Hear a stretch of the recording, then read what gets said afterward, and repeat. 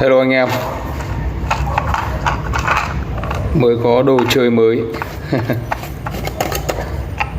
à, Nhìn giống Sweet Franken không? Lần đầu tiên nhìn thấy con này mình cũng tưởng nó là một con Sweet Franken. Nhìn nó rất giống với lại lấy top housing của Gadpro Milky và ghép với lại bottom của Arco Orange, đúng không? Arco Orange đây, còn Arco Orange đây. Đây, Arco Orange. Nhìn giống đúng không? Gần gần cái màu nó gần gần nhau. Lần đầu nhìn thấy con này mình tưởng như vậy, mình tưởng là ông Franken, nhưng mà không phải.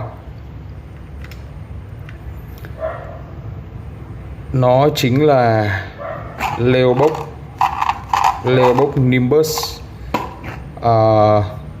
Nửa năm rồi mình mới lại sử dụng một con Leopold. Sau cái lần mà mình dùng Leopold Crystal đây, con Leopold Crystal đây, lần đó mình đã khá là thất vọng với con Leopold Crystal này. Nó có hai cái ưu điểm, đấy là thứ nhất là đầu stem rất là dài, và thứ hai là toàn bộ cái housing của nó trong suốt, nó giống Aqua King ấy. Xuyên led phải nói là lung linh cực kỳ luôn. Và khi mà dùng với các cái cây acrylic như này, đây này, acrylic như con này, hoặc là các cái cây mà cây trong suốt ấy, thì nó sẽ lên led cực kỳ đẹp. Đấy là hai cái ưu điểm của con Crystal. Tuy nhiên là nó lại có mấy cái nhược điểm cực kỳ lớn. Thứ nhất là cái chân đồng rất là mềm. Một trong hai chân đồng của nó, chân đồng mềm của nó thì lại mỏng và mềm quá mức. Thành ra khi mà cắm hot swap ấy, là cắm 10 con thì khả năng là bị gập cái chân đồng này hết 4-5 con. Và lần đó mình tháo ra xong mình gắn lại rất là cực. Và sau đó là mình đã không sử dụng con này nữa cho tới bây giờ.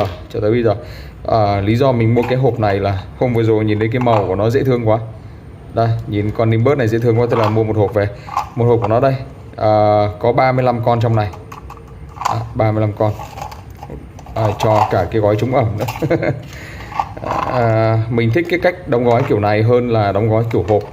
Đóng gói kiểu hộp vuông thì nó tiện lợi khi mà mình lúc, còn đóng gói cái kiểu hộp như thế này thì nó tiện cho mình trong cái quá trình lưu trữ.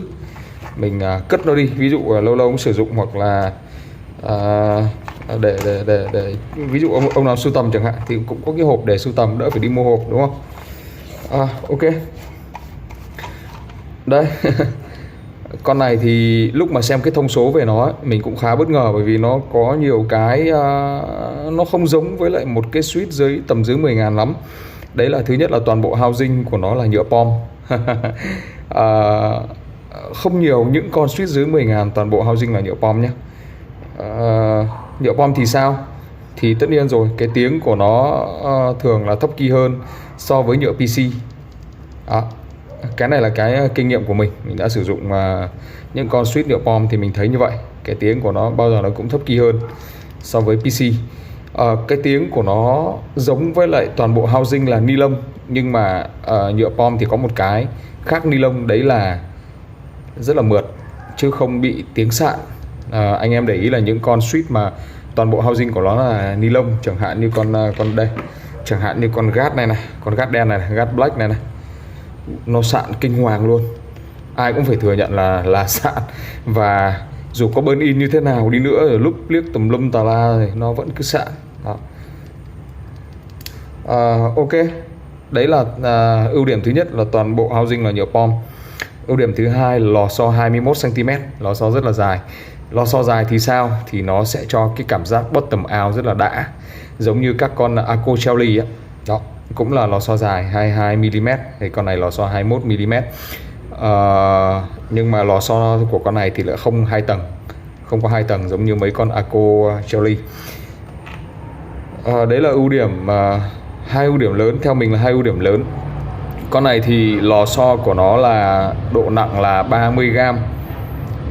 Mình không tìm thấy cái bottom out của nó là so cái lực bottom out của nó là bao nhiêu gam. Cái thông số về nó khá ít, anh em search Google thì thấy thông số về nó rất là ít. Ok, đấy là hai cái ưu điểm. Cái đầu stem thì nó không dài bằng con Crystal, nhưng mà nó cũng khá đủ để khả năng là sẽ không bị cấn khi mà anh em dùng keycap Cherry ở trên mạch ngược. Nếu có thì cũng rất ít thôi và cũng khó để có thể nhận ra được cái cấn đó. Rồi về stem thì có rung lắc nhiều không? Thì bây giờ mình sẽ test cho anh em xem so với nhiều con khác nhé. Đầu tiên là cái lò xo của nó này, cũng khá rung lắc, khá úp. Cái độ rung lắc của nó ngang ngửa với thằng GAT Pro Milky Yellow. Nhiều khi mình nghi ngờ cái stem của con này là của con GAT Pro Milky Yellow quá. Khá giống nhau, độ rung lắc khá giống nhau. So sánh với lại Ako Matcha nhé. Đây, Matcha thì lúc nào cũng vững, đúng không? Còn con này thì là rung lắc nhiều hơn. So với GAT Pink nhé. Đây, GAT Pink đây. Stem rung lắc giống nhau, stem rung lắc giống như GAT Pink luôn. Khá rung lắc. Rồi, ok. Về LED thì sao, xuyên LED thì sao? Bây giờ mình sẽ tắt đèn đi và mình thử LED anh em xem nhé. Rồi, mình đã tắt đèn về LED này. LED cũng lung linh đúng không? Khá lung linh. Và cái LED nó tỏa lên nó cũng mờ ảo.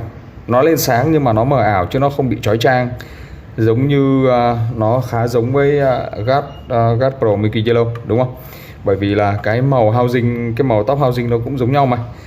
So với những con GAT khác, đây, ví dụ con này là con GAT Red này, GAT Red Pro này, thì anh em thấy là con GAT Red Pro nó cái top housing của nó là PC trong suốt. Đó, thì nó lên nó chói hơn đúng không? Nó chói hơn. Chứ nó không mềm mịn như mấy con này. Mấy con này là LED mềm mịn giống như GAT Pro Milky Yellow. Ok, đấy là LED. Bây giờ chắc là sau test đi để xem cái âm thanh nó như thế nào nhé. Anh em chờ xíu để mình mở đèn đã. Ok. Phím dài trước nhá. Space này.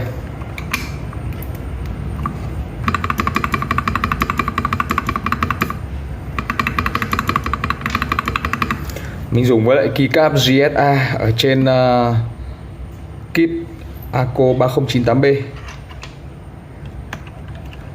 Backspace này.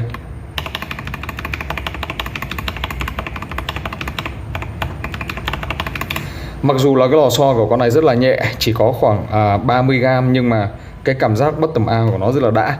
Và mình không có cảm giác là nó bị quá nhẹ giống như con Ako Jelly Wine. Jelly Wine nó nhẹ quá, mặc dù là cùng cái độ nặng lò xo, nhưng mà con này mình không cảm thấy bị nhẹ quá mức. Đó. Enter nhá, hàng R3. Sorry, R2.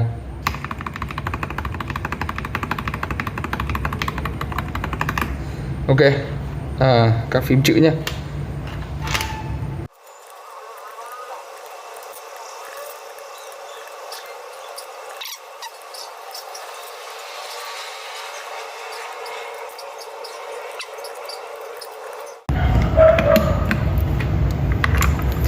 Ok, đây, sau khi mà lắp phím lên thì anh em thấy là cái LED cũng không bị che quá nhiều đúng không? LED vẫn lên lung linh. Ok, bây giờ mình sẽ sao test, anh em nghe thử cái âm của nó nhé, xem nó như nào.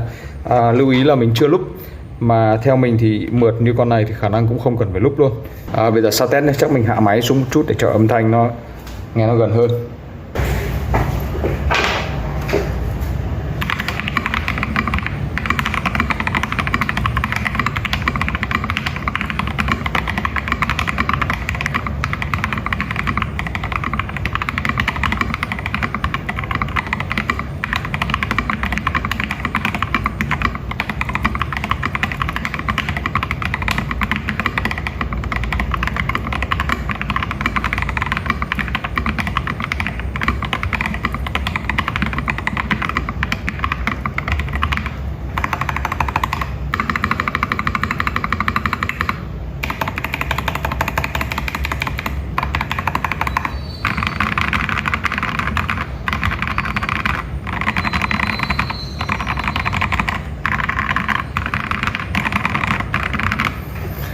Anh em thấy sao ạ? Cái cây này của mình không top mốt này, mình cũng không lót phơm quá dày, mình không lót phơm cây quá dày, nó gần như là stop. Và anh em thấy là gì? Âm nó khá thấp đúng không? Âm khá là thấp kỳ. Một sự lựa chọn ổn đấy chứ, đúng không? LED ok, LED ổn, cảm giác có ổn, hơi nhẹ nhưng không có cảm giác là bị quá nhẹ giống như những con suýt cùng cái tầm độ nặng lò xo. Một sự lựa chọn không tồi đúng không? Leobox Nimbus. Anh em có thể kiếm một ít về chơi. Con này theo mình là đừng lúc, anh em chỉ cần burn in thôi là ngon rồi. Đừng lúc con này nó cũng vậy, mà có khi âm nhiều khi lúc không đều á thì sợ nó lại còn không hay bằng cái stock. Ok, xin cảm ơn anh em đã xem video. Xin chào và hẹn gặp lại anh em ở những video lần sau. Tạm biệt anh em.